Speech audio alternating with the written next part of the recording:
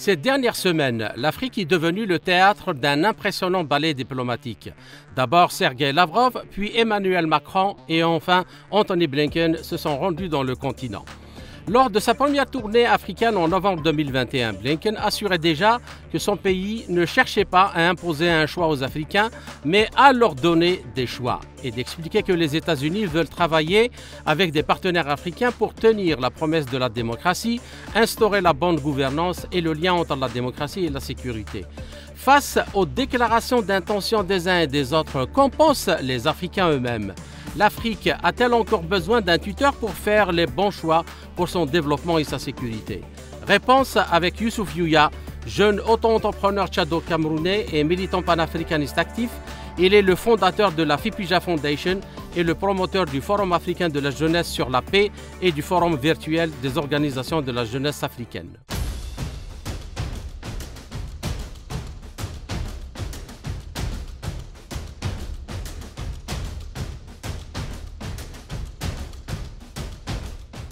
Aujourd'hui, la jeunesse africaine n'est pas inscrite dans ce registre de tuteurs, dans ce registre de la dicter ce qu'elle doit faire ou ce qui est bien ou ce qui n'est pas bien avec elle. Et en même temps, avec qui elle doit donc traiter. Alors, la question majeure de la jeunesse africaine, d'abord, cette jeunesse qui s'est réveillée aussi vite que possible, c'est de répondre à tous ces fléaux-là qui ont constitué donc le cauchemar de l'Afrique et de ces générations qui se sont succédées depuis, soi-disant, l'indépendance des années 1960. Il est certes qu'aujourd'hui, il y a ces dirigeants de pays occidentaux qui font les tournées en Afrique, notamment Macron. Aujourd'hui, c'est le secrétaire d'État américain qui fait les tours et la plupart dans les pays anglo-saxons en Afrique. Certes, aujourd'hui, la Russie aussi en a fait ses tours, dernièrement avec le ministre des Affaires étrangères, notamment pendant que nous étions à Moscou pour le tout premier forum de la jeunesse russe et africaine, où nous avons analysé le lendemain de la jeunesse russe et africaine. Et c'est ce genre d'événements que nous, les jeunes, nous comptons sur ça, parce que ça nous permet également d'échanger avec le partenaire qui est devant nous et ça nous permet également de dire ce que nous voulons, ce que nous pensons et sur quoi nous allons nous baser pour construire une nouvelle relation. Ce n'est pas qu'on vient nous dire « Non, écoutez, nous on sait ce qu'il y a de mieux pour vous, c'est ça qu'on vous propose, pas ça et autres. » Donc, ce temps est révolu pour la jeunesse africaine. Ce temps est révolu pour la jeunesse africaine et si vous voyez la plupart des mouvements panafricanistes, c'est de dire stop et dehors la France, dehors les États-Unis, dehors l'Occident et tout dehors l'Europe, pour la simple raison que pendant plus de 100 ans, plus pendant des siècles d'ailleurs, si je ne me limite pas à la période coloniale, cette relation n'a en aucun cas été positive pour l'Afrique et particulièrement pour sa jeunesse. D'où cette question de franc CFA qui fait aujourd'hui débat, avec ces 14 pays où les jeunes disent, écoutez, il n'y a pas de souveraineté sans la souveraineté monétaire. Si nous n'avons pas notre monnaie à nous, nous ne sommes pas souverains. Et là, c'est une question majeure et très importante, dans la mesure où aujourd'hui, si nous ne sommes pas capables d'avoir notre propre monnaie et de commercer avec notre propre monnaie, ça veut dire que là, il y a une question d'indépendance. Donc, que le secrétaire d'État américain est libre de faire ses tournées à condition que ces tournées ne consistent pas à dicter à la jeunesse africaine, aux Africains, à ses dirigeants de ne pas choisir ou de choisir tel partenaire. Donc nous pensons aujourd'hui que ce soit la Chine, que ce soit la Russie, que ce soit la Turquie, que ce soit les pays du Golfe, nous pensons aujourd'hui être libres nous-mêmes de décider d'analyser ce qui peut être une bonne relation pour nous ou pas. Ce tutelle au niveau des Nations Unies et tout, nous avons notre bouche, nous avons des intellectuels. La jeunesse africaine, l'Afrique s'est formée. Nous avons des cadres qui sont capables de s'asseoir au niveau du Conseil de sécurité et décider de ce que l'Afrique veut. On n'a pas besoin d'un tuteur à notre côté pour nous dire, écoutez, je veux parler à la place de l'Afrique. Non, non. Aujourd'hui, même dans une famille, avec la modernisation, ce monde qui est changé, aujourd'hui, même dans une famille, lorsqu'il y a un problème, on donne la parole à chaque enfant dans la famille de pouvoir s'exprimer.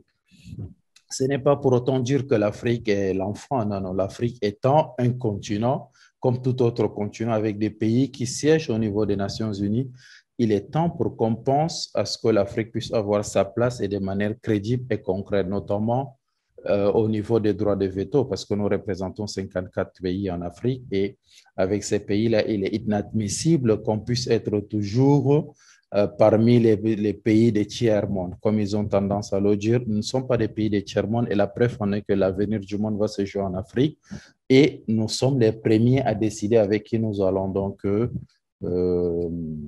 collaborer dans ce cadre-là.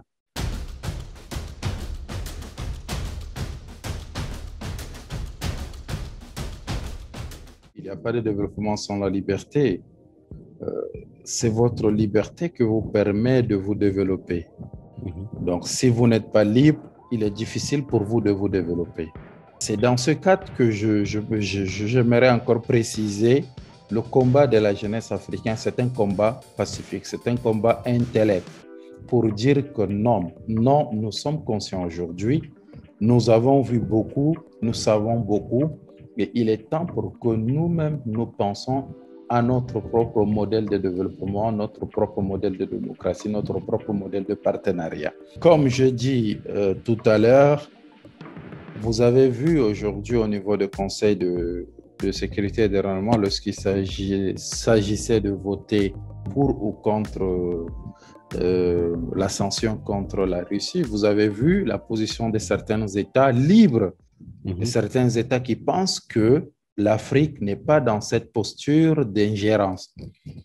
L'Afrique n'est pas dans cette posture d'ingérence dans les affaires des autres. Non, non. Ce que l'Afrique veut, c'est être libre d'analyser elle-même la situation en face et décider. Et c'est sur ça qu'aujourd'hui, la jeunesse africaine est en train de travailler à travers plusieurs rencontres que nous organisons et à travers plusieurs réseaux que nous mettons en place. Si vous voyez aujourd'hui le contexte actuel, c'est-à-dire le nouvel ordre mondial, l'Afrique n'est pas indésirée parce que quand vous voyez ces dirigeants revenir en Afrique pour chercher des soutiens, parce qu'ils savent que l'Afrique est un poids aujourd'hui. Ils savent que sans l'Afrique, il y a plusieurs situations sur lesquelles ils ne peuvent pas avoir des résolutions. Et c'est à ce niveau que l'Afrique doit être intelligente et dire que, écoutez, j'ai ma place, laissez-moi analyser, laissez-moi discuter ou pourquoi ne pas me laisser être le médiateur de cette crise. Mais ne venez pas me demander de vous suivre comme un mouton qui suit son berger. Non, non, ça ne se fait plus comme ça. Nous pensons que nous avons notre place dans le nouvel ordre mondial parce que nous avons un continent qui a 1,2 milliard d'habitants, dont 70% sont jeunes. Nous avons aujourd'hui les potentiels en ressources minières qui s'y trouvent en Afrique, donc qui fait l'enjeu de beaucoup de crises. Et en nous laissant travailler, en nous laissant collaborer avec les autres États, ça nous permet aussi d'équilibrer la position de l'Afrique sur la scène internationale. Et nous pensons qu'il est temps pour nous de décrocher donc cette souveraineté africaine, par la souveraineté d'un État, cette souveraineté africaine en passant par ces différents dirigeants qui sont mis par ces Occidentaux et qui servent que l'intérêt de ces Occidentaux-là, au lieu de servir l'intérêt de leur population en priorité. Donc, il est inadmissible aujourd'hui que dans nos pays en Afrique, nous manquons de gaz, nous manquons de pétrole et qu'on prend en masse pour souvenir à l'urgence de l'Europe. Non, non, non, non. Il n'est pas question. Nous ne sommes pas le réservoir ou bien le stock mondial où chacun vient puiser et puis partir servir sa population. Nous-mêmes, nous sommes dans le besoin. Nous sommes dans le besoin et il faudrait que ces besoins internes puissent être satisfaits avant de penser à un besoin externe. Et c'est de ça qu'il s'agit.